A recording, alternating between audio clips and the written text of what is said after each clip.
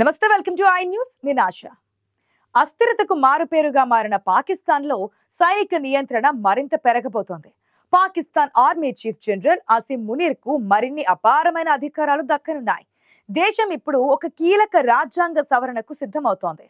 దీని ప్రకారం chief of defence force CDF అనే కొత్త పదవిని సృష్టించనున్నారు. అంతేకాకుండా ఆయనకు లభించిన ఫీల్డ్ మార్షల్ పదవి, దాని సదుపాయాలు జీవితకాలం కొనసాగేలా రాజ్యాంగ సవరణ చేయనున్నారు.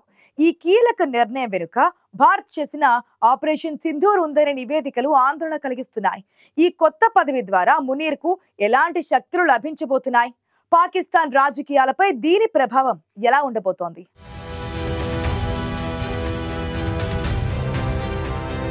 పాకిస్తాన్ సైనిక చరిత్రలోనే అత్యంత శక్తివంతమైన నిర్ణయంగా దీనిని భావించవచ్చు. పార్లమెంటులో ప్రవేశపెట్టిన 27వ రాజ్యాంగ సవరణ బిల్లు ద్వారా కొత్తగా chief of defence force CDF అనే పదవిని సృష్టిస్తున్నారు.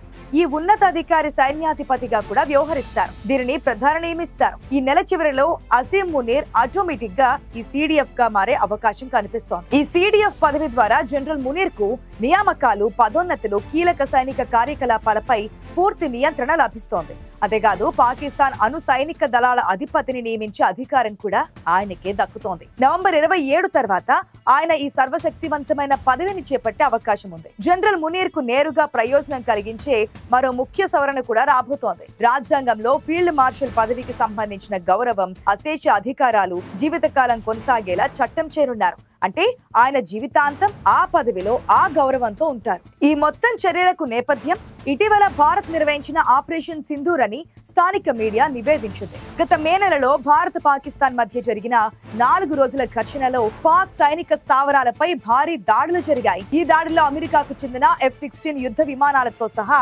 డజన్ల కొద్ది పాక్ సైనిక విమానాలు ధ్వంసమయ్యాయని భారత వైమానిక దళం ప్రకటించింది. ఈ వైఫల్యం తర్వాతే పాకిస్తాన్ కాల్పుల విరమణకు మొరపెట్టుకుందని భారత్ పేర్కొంది. ఆ సంఘర్షణ తర్వాతే పాకిస్తాన్ ప్రభుత్వం జనరల్ ఆసిఫ్ మునీర్ ను ఫీల్డ్ మార్షల్ పదవికి పదోన్నతి కల్పించింది.